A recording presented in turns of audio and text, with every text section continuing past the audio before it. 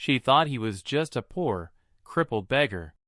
She fed him every day with her little food, but one morning, everything changed. Who was this man? Why did he choose her? And what secret had he been hiding all along? Sit back and find out as we dive into this shocking and heart-touching story. This is the story of a poor girl named Esther and a crippled beggar everyone laughed at.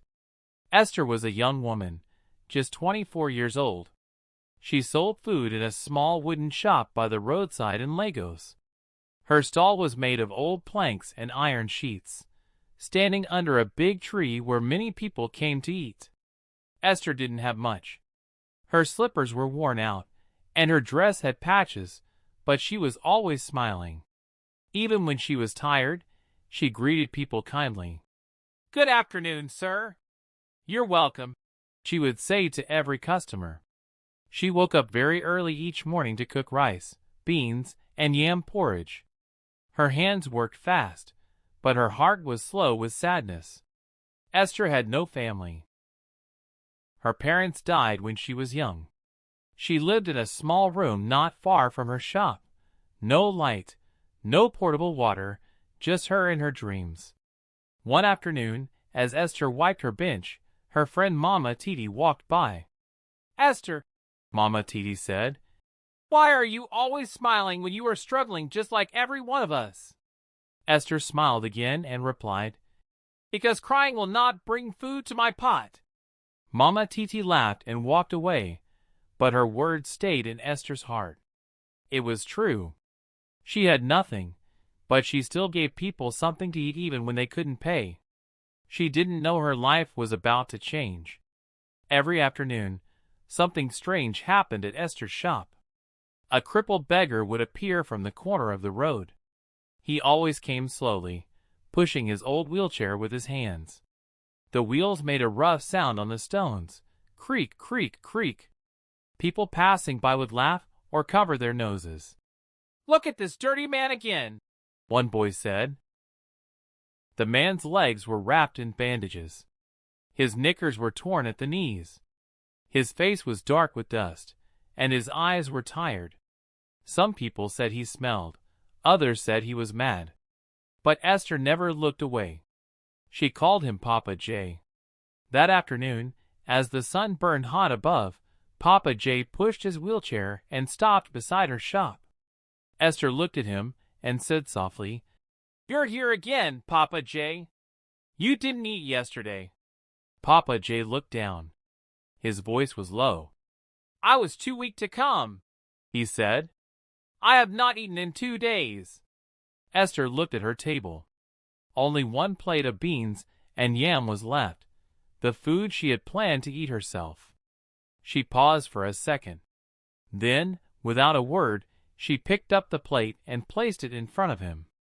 "Here, eat," she said. Papa J looked at the food, then at her. "You're giving me your last plate again?" Esther nodded. "I can cook again when I get home." His hand shook as he took the spoon. His eyes looked wet, but he didn't cry. He just bent his head and started to eat slowly. People walking by stared at them. "Esther, why do you always feed that beggar?" a woman asked. Esther smiled and replied, "If I was the one sitting there in a wheelchair, wouldn't I want someone to help me, too?" Papa J came every day, but he never begged with his mouth. He didn't call out to people, stretch out his hands, or ask for food or money. He would always sit quietly in his wheelchair beside Esther's wooden shop, his head facing down, his hands resting on his legs. His wheelchair looked like it would break any time. One of the wheels even leaned sideways. While others ignored him, Esther always brought him a plate of hot food, sometimes rice, sometimes beans and yam, with a big smile. One hot afternoon, Esther had just finished serving jollof rice to 2 schoolboys when she looked up and saw Papa J again, sitting quietly in his usual spot. His legs were still wrapped in old bandages, and his shirt had more holes now, but he just sat there, saying nothing. Esther smiled and scooped hot jollof rice onto a plate, adding 2 small pieces of meat. She walked over to him. "Papa J," she said gently, "your food is ready." Papa J looked up slowly. His eyes were tired, but when he saw Esther, they softened. "You always remember me," he said. Esther knelt and placed the food gently on the stool beside him. "Even if the whole world forgets you," she said, "I won't." Just then, a big black car drove up and stopped right in front of her shop. The door opened slowly, and a man stepped out. He wore a clean white shirt and dark trousers, his shoes shiny as if freshly polished. He was tall and strong with deep eyes. Esther stood up quickly and wiped her hands on her apron. "Good afternoon, sir," she said. "Good afternoon," the man replied, but his eyes were not on her. He was staring at Papa J. The man didn't blink. He just stared at him for a long time. Papa J kept eating, but Esther noticed something strange. He had stopped chewing. The man took a step closer, tilting his head as if trying to remember something. He turned to her and said, "Please give me 1 plate of jollof rice. Add meat." Esther quickly served the food and handed it to him. But as he took it, he looked back at Papa J one more time. This time, his eyes looked unsure. He opened the car door, entered without a word, and drove off.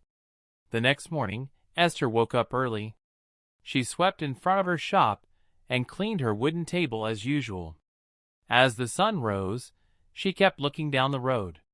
"Any moment now," she whispered. "Papa J will roll in." But hours passed. No wheelchair, no Papa J. By noon, her heart began to race.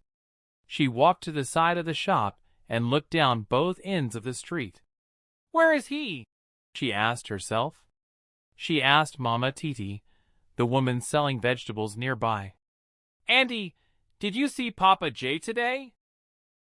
Mama Titi laughed and waved her hand. "That old man? Maybe he crawled to another street. He doesn't have legs."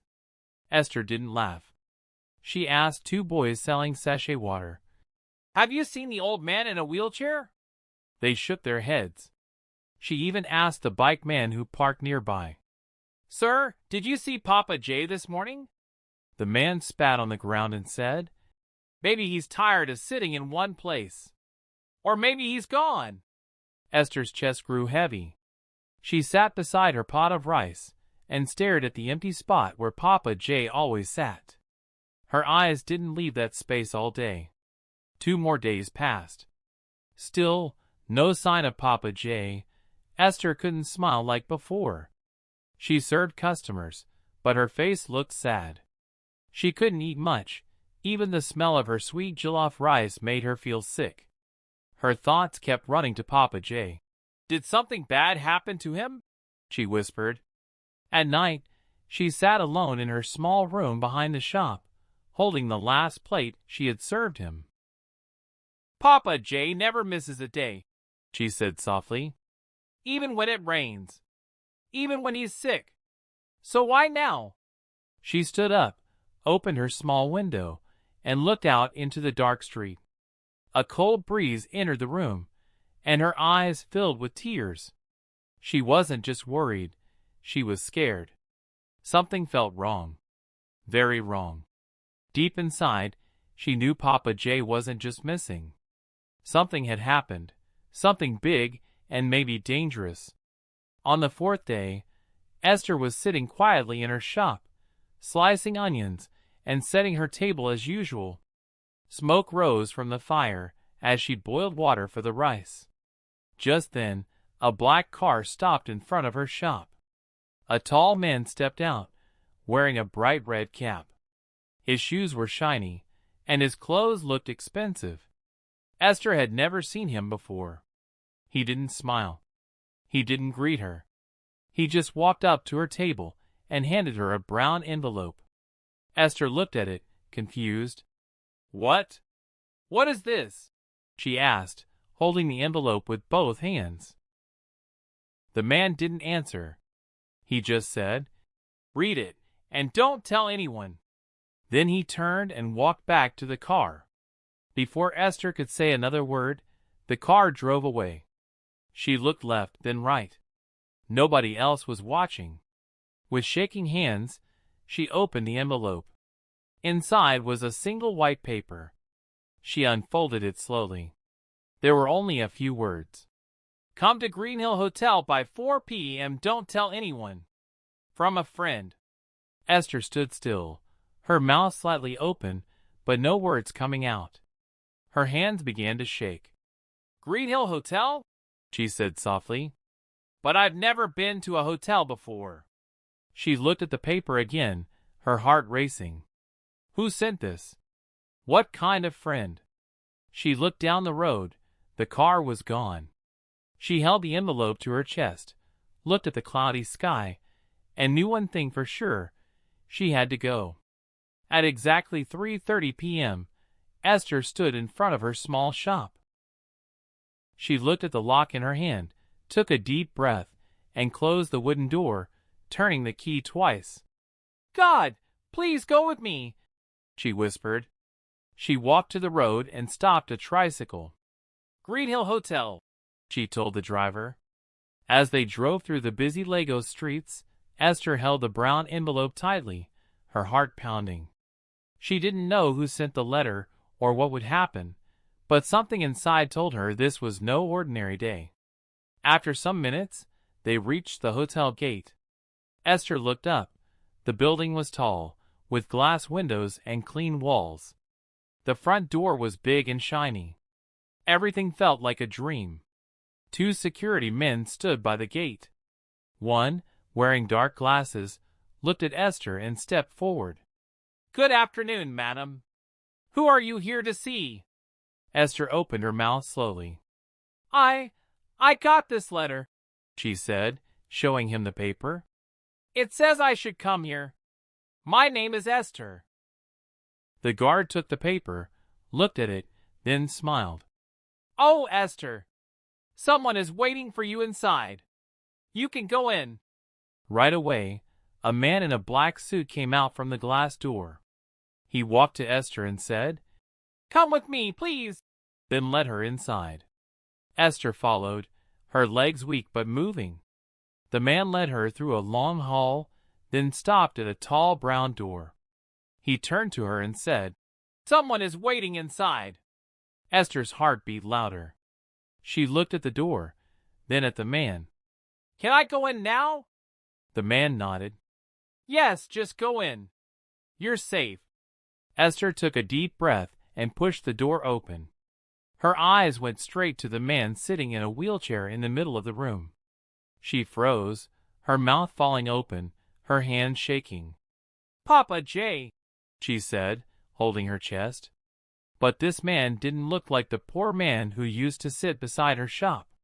His hair was neat, his face fresh. He wore a white shirt with gold buttons and a shiny wristwatch. He was still in a wheelchair, but it looked different, clean and polished. He didn't look weak or tired. He looked calm and powerful. He gave her a slow smile. "Esther," he said softly, "come in." Esther couldn't move at first. Her heart raced as she looked at him again. "Papa J, is this really you?" The man looked into her eyes. "Yes, Esther. It's me." He pointed to the chair across from him. "Please sit." Esther slowly sat down, still staring as if in a dream. "My name is not Papa J," he said gently. Esther blinked. "It's not." He nodded. "My real name is Chief George. I am a billionaire." Esther put both hands on her lap, shocked. "A billionaire?" Chief George nodded. "Yes. I own many companies. I've built houses, schools, and hospitals. I've made a lot of money over the years." Esther looked confused. "But why did you pretend to be poor?" He smiled again, but this time his eyes looked serious. "I wanted to see the real heart of people. I got tired of people helping only when they think someone is watching. I wanted to meet someone who helps just because it's the right thing to do." Esther's eyes became wet. "You gave me food," he continued. "You gave it with joy. You never asked me for anything. You didn't laugh at me or walk away." He looked at her kindly. "That is why you are here. Every year, I choose 10 people who show true kindness. I help them become millionaires because people like you can help others, too." Esther was still in shock, thinking about all that Chief Jasper had told her. Chief George gave a small smile, then slowly placed both hands on the arms of the wheelchair. Esther leaned forward, watching him, and then he stood up. Her eyes opened wide, her mouth fell open. You can walk?" she asked in shock. Chief George nodded. "Yes," he said softly. "I can walk." Esther leaned back, still looking at him as if she had seen a ghost. "But why sit in a wheelchair all this time?" she asked. He looked into her eyes and replied, "I wanted to see if anyone would still care for me, even when I looked broken. I wanted to know who had a good heart." Esther's lips began to shake. Her eyes became wet, and a tear dropped. "I didn't help you because I wanted anything," she said in a low voice. "I didn't know you were rich. I just felt it was the right thing to do." Chief George smiled again and walked closer. "That's exactly why I chose you," he said. He stood quietly for a moment, looking at Esther with kind eyes. Then he said, "Esther, follow me. There is a place I want to show you." She looked up, surprised. "A place?" "Yes," he said with a smile. "I want to show you something. It's part of your reward. You have a good heart, and people like you deserve good things." Esther stood up slowly. "Okay," she said, her voice calm but unsure. Chief George turned and opened the door. Esther followed him. The hallway was quiet. 2 men in black suits were already waiting outside the door. They nodded at Chief George and walked behind them. Esther looked around. Everything still felt like a dream. When they stepped outside, her mouth opened wide. 5 big black SUVs were lined up in the car park, shining like mirrors. Big men in black suits stood beside each one. Chief George walked straight to the first car. One of the men opened the door for him. Esther stood still, shocked. Chief George looked back and smiled. "Come in, Esther." She took a deep breath and slowly entered the car. As soon as the door closed, the other cars followed behind. The convoy of 5 SUVs moved out of the hotel gate like something out of a movie. Esther sat quietly, her heart beating fast. Where was he taking her? And what was he about to show her? The cars moved slowly through the city. Esther sat beside Chief George, looking out the window. She saw busy people walking, shops open, buses moving, but her mind was full of questions. Where were they going? After about 30 minutes, the cars turned onto a clean, quiet road. The buildings here looked new and fine, glass walls, shining signboards, fresh paint everywhere. Then the cars stopped. Chief George opened the door and stepped out. A guard quickly opened Esther's door, too. "Come," Chief George said, smiling. Then her eyes stopped. Right in front of her was a very big and beautiful building. It wasn't just a shop. It was a multi-million-dollar luxury restaurant, the kind of place where only rich people came to eat. It stood alone, wide and tall, with glass windows stretching from top to bottom. The walls were white and smooth like marble.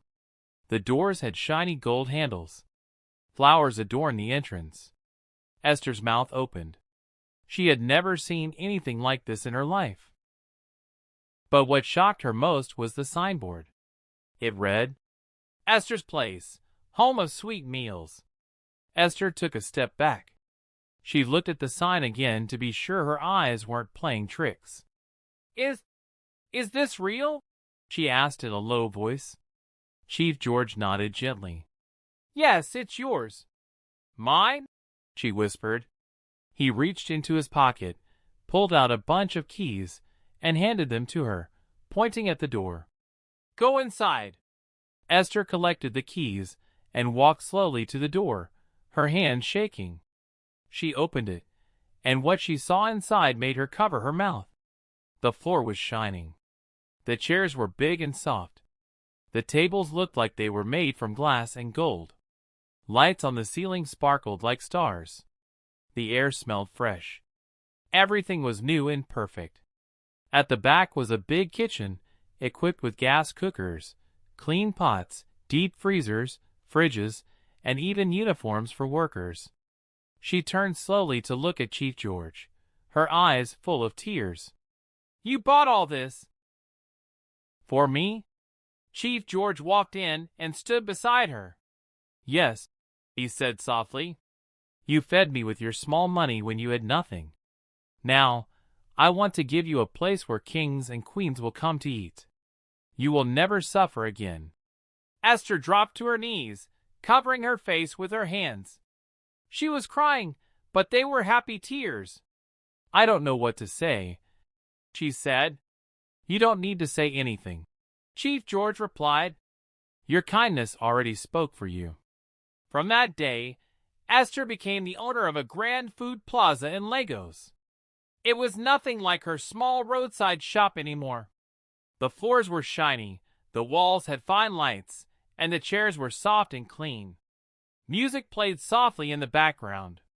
People felt peace as soon as they stepped in. She no longer cooked or served food. Professional chefs handled the kitchen, wearing white coats and hats. Waiters in fine uniforms served with smiles. Esther sat in her office upstairs, her name on the door, her picture on the wall. Everyone respected her. But even with all the money, comfort, and fame, she never forgot where she came from. She never forgot Chief George. And she never forgot how kindness changed her life. One morning, her manager walked into her office. "Madam," he said, "the food truck is ready." Esther stood up. "Let's go!" Outside the restaurant, a big white van was waiting. On its side was a name: Esther's Food Love, feeding the hungry. Esther had started a charity. Every week, her food trucks went around the city, giving free meals to the poor, under bridges, near bus stops, around markets. People lined up with smiles. Some had no shoes. Some were children. Some were old men. Esther walked to each one, handing them warm food. "Eat well," she said. "You are not forgotten." One of her workers whispered, "Madam, why do you do this?" Esther looked up slowly, touching her chest. "Kindness brought me here, so I must send kindness out again." The worker nodded quietly. As they watched the people eat and smile, the sun shone gently on Esther's face. She looked up at the sky and whispered, "Thank you, Chief George. Thank you for seeing me." Then she turned, walked back to the van, and drove off to feed the next street. Her life had changed forever, but her heart stayed the same. The lesson: this story teaches us one powerful truth: kindness is never wasted. You may not have much, but when you give from a pure heart, your reward will find you when you least expect it. What did this story teach you? Share your thoughts in the comments below. I'd love to hear from you. And guess what? Another inspiring story is coming soon. Make sure to subscribe and turn on notifications so you don't miss it. If you enjoyed this story, please like and share it with someone who needs to hear it.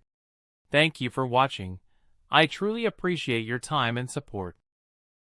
See you in the next story.